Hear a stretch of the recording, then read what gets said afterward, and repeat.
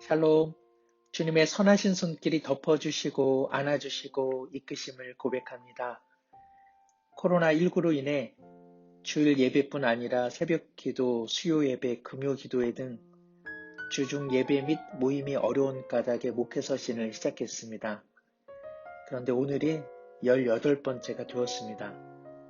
마주하지 못하기에 도움을 드리고 싶은 마음이었는데 유익이 있으신지요? 매주 4편씩 말씀 안에서 주님의 뜻과 위로를 얻고자 시작했는데 5주째로 접어들게 되었습니다. 이렇게 지속되리라고는 전혀 예상하지 못했습니다. 그럼에도 민족과 열방, 사랑하는 성도님들과 각 가정 가운데 주님의 치유와 긍휼하심을 구합니다. 오늘 본문은 마가복음 13장 1절에서 7절 그리고 13절을 읽겠습니다. 예수께서 성전에서 나가실 때에 제자 중 하나가 이르되 선생님이여 보소서 이 돌들이 어떠하며 이 건물들이 어떠하니이까. 예수께서 이르시되 내가 이 큰 건물들을 보느냐. 돌 하나도 돌 위에 남지 않고 다 무너뜨려지리라 하시니라. 예수께서 감난산에서 성전을 마주 대하여 앉으셨을 때에 베드로와 야고보와 요한과 안드레가 조용히 묻되 우리에게 이르소서 어느 때에 이런 일이 있겠사오며 이 모든 일이 이루어지려 할 때에 무슨 징조가 있사오리이까. 예수께서 이르시되 너희가 사람의 미혹을 받지 않도록 주의하라. 많은 사람이 내 이름으로 와서 이르되 내가 그라하여 많은 사람을 미혹하리라. 난리와 난리의 소문을 들을 때에 두려워하지 말라. 이런 일이 있어야 하되 아직 끝은 아니리라. 13절입니다. 또 너희가 내 이름으로 말미암아 모든 사람에게 미움을 받을 것이나 끝까지 견디는 자는 구원을 받으리라. 아멘. 오늘 본문을 대부분 소위 종말론으로 인식합니다. 그래서 말세일 때에 어떠한 징조가 있는지 유추해보고 그 속에서 끝날을 예측하고자 합니다. 오늘과 내일 13장을 다루게 되는데 본문에 집중할 때 중요하게 얻게 되는 교훈이 있습니다. 그것은 예수님께서 이 본문을 통해 말씀하시고 있는 내용이 실제는 세상의 종말에 대해 심도 있게 다루지 않고 있다는 것입니다. 우리는 이 본문을 소위 종말론, 즉 세상 말세의 이야기로 들여다보고자 하지만 거기에 초점이 있지 않다는 것입니다. 왜 그런지 살펴볼 때 우리는 불안한 시대마다 유행하는 종말 사상에서 벗어나 본문 자체가 주는 교훈과 위로를 얻게 될 것입니다. 1절에 예수께서 성전에서 나가실 때라고 되어 있습니다. 여기 성전은 예루살렘 성전입니다. 예수님께서는 앞서 제자들에게 예루살렘에 올라가 대제사장들과 서기관 등 종교 지도자들과 로마 군병으로 인해 죽임당할 것을 말씀하셨습니다. 예루살렘에 올라가신다는 것은 예루살렘 성전을 중심으로 마지막 사역을 하게 될 것을 말씀하신 것이죠. 그런데 오늘 본문에 예루살렘 성전에 나가실 때라고 되어 있습니다. 단순히 성전 안에서 밖으로 나가는 것을 말하는 것이 아닙니다. 더 깊은 의미로 보자면 하나님께 제사 드리는 예루살렘 성전에서 예수님이 나가신 것입니다. 즉 예루살렘 성전의 몰락과 마지막을 고하는 내용이죠. 이스라엘 신앙은 예루살렘 성전 체제를 중심으로 이루어졌다 해도 과언이 아닙니다. 이곳에서 희생 제사가 드려졌고 절기 때마다 이스라엘과 해외 전역에 흩어져 있던 유대 사람들이 몰려왔습니다. 종교 지도자들은 이곳에서 추앙을 받았으며 희생 제사를 드리기 위한 돈의 거래와 매매가 이루어졌습니다. 사람이 모이고 돈이 모이는 곳, 그곳에는 사람과 돈을 관리하면서 권력과 계층이 생성되죠. 형식은 강화되고 자신들의 전통으로, 계명으로 사람들을 의인과 불결한 자로 양분하며 도리어 자비는 사라지고 위선만 남게 되었습니다. 참된 신앙 공동체였다면 생명이 보호되고 생명이 자라나야 했지만 참된 생명은 사라진 그야말로 자신들을 위한 껍데기 종교만 남아 있었던 것이죠. 그러므로 예수님께서는 예루살렘 성전에서 나가십니다. 오래전 예루살렘 성전에서 하나님의 영광이 떠난 것과도 같습니다. 이런 와중에 제자 중 하나가 이렇게 여쭙습니다. 세번역으로 13장 1절 하반절을 읽어드리자면 선생님 보십시오. 얼마나 굉장한 돌입니까? 얼마나 굉장한 건물들입니까? 예루살렘 성전에서 나오시는 주님을 향해 제자들은 이렇게 감탄하며 말한 것입니다. 여기서 우리는 이러한 제자들의 모습이 내 모습 아닌지 돌아봅니다. 예수님께서는 제자들에게 이스라엘 공동체의 생명 없음과 위선을 그토록 교훈하시고 말씀하셨는데 여전히 보이는 것에 현혹되어 우둔한 모습을 보이는 제자들, 그들의 모습 중에 또 우리가 있지는 않습니까? 그때 주님께서 말씀하십니다. 내가 이 큰 건물들을 보느냐? 돌 하나도 돌 위에 남지 않고 다 무너뜨려지리라. 외형적으로는 건물의 파괴를 말씀하셨지만 내용적으로는 예루살렘 성전의 위선적 모습 그리고 그것의 붕괴를 말씀하고 계십니다. 더 나아가 새로운 시대, 즉 예수님 자신이 성전이 되시는 그 시대의 도래됨을 말씀하고 계시죠. 새로운 시대의 예배는 어떠하겠습니까? 이미 예수님께서는 우물가 사마리아 여인에게 다음과 같은 말씀을 하셨죠. 우리 조상들은 이 산에서 예배하였는데 당신들의 말은 예배할 곳이 예루살렘에 있다 하더이다. 예수께서 이르시되 여자여 내 말을 믿으라.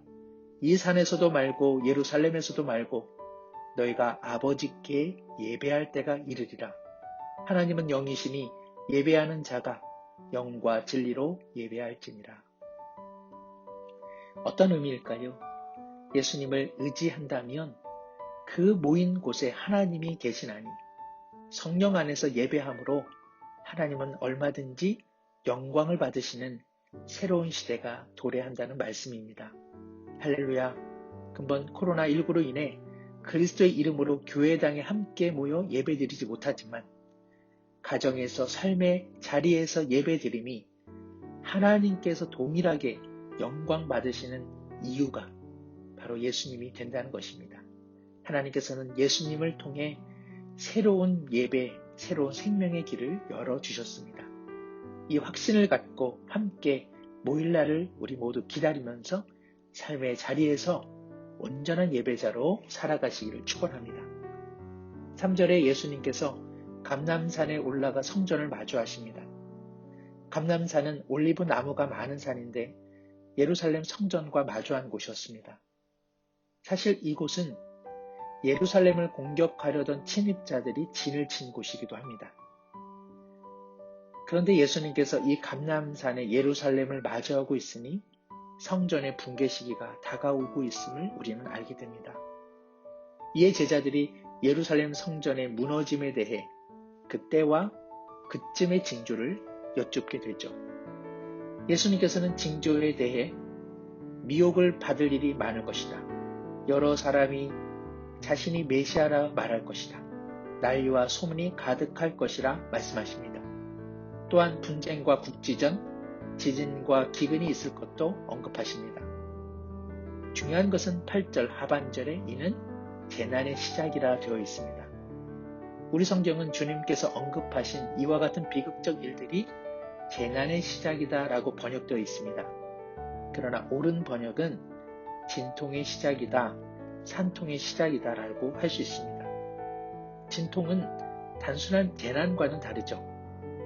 재난은 그저 끝으로 마감되는 것 같지만 진통은 해산을 앞두고 시작되는 것이기 때문입니다. 이 진통에는 믿는 자들이 끌려가 핍박받는 일도 있습니다. 그러나 그 앞에서 권력자들 앞에서 믿음의 신조를 증거하게 될 것이라 주님은 말씀하십니다. 가족관계처럼 가장 친밀한 관계에도 파괴될 것을 말씀합니다. 이처럼 고통스러운 날들이죠. 역사적으로 예루살렘 성전은 기원 후 70년경 로마의 티토스에 의해 무참히 함락됩니다. 그러나 13절 주님은 말씀하십니다. 또 너희가 내 이름으로 말미암아 모든 사람에게 미움을 받을 것이나 끝까지 견디는 자는 구원을 받으리라. 배교의 시대 그리고 고통의 시대에 신앙을 지키며 끝까지 견뎌야 함을 강조하고 계십니다. 사랑하는 성도 여러분, 본문의 말씀은 예수님이 다시 오실 그날에 대한 종말론적 이야기가 아닙니다. 기존의 예루살렘 성전 체제의 심판을 말씀하고 있습니다.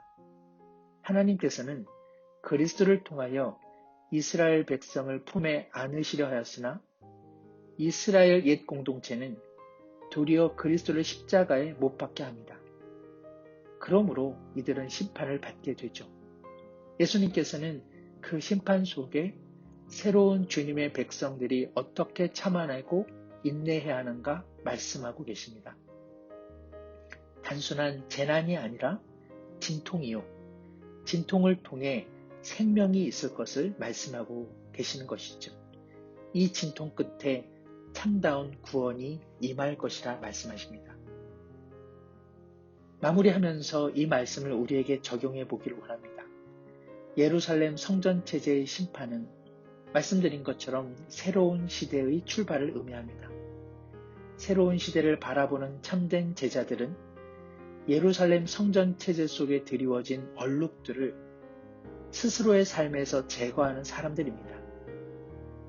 권력욕, 명예욕, 욕망, 허위, 위선, 사람들을 구분짓는 것, 그리고 자기 의를 추구하는 일, 이 모든 것들을 지워내야 하는 사람들, 바로 그것이 제자라는 것입니다. 오늘이라는 삶에서 이러한 흔적을 지워내는 사람들은 과거와 단절되는 참된 종말을 경험합니다. 그리고 그 지점에서, 그 진통 속에서 새로움을 맞이하게 되는 것이죠. 굳이 말하자면 이것이 바른 종말론입니다. 때를 살피고 날짜를 계산하고 징조를 말하는 오늘날의 거짓 요소들이 유튜브와 이단들의 입에 회자되고 있는데 참으로 안타까운 것은 많은 그리스도인 신자라고 하는 사람들이 여기에 마음을 빼앗기고 있는 것입니다. 참된 종말론이란 오늘 삶 속에서 그리스도 안에서 죽고 그리스도와 다시 사는 일일진데 이 일도 너무나 힘겨워 벅찰 뿐인데 종말의 때와 징조라는 허상에 빠져 살아가는 것, 이것이 안타까울 뿐입니다. 사랑하는 성도 여러분, 우리 모두 성경에 기록된 주님의 말씀을 믿음으로 받아들여 자신을 돌아보고 신앙 인격을 성숙시키는 일에 마음 다하는 은혜가 있기를 간절히 소망합니다. 오늘은 한마음 기도회의 두 번째 제목, 교회를 위한 기도 함께 나누고자 합니다. 제가 고백하면서 또 마무리 기도하겠습니다.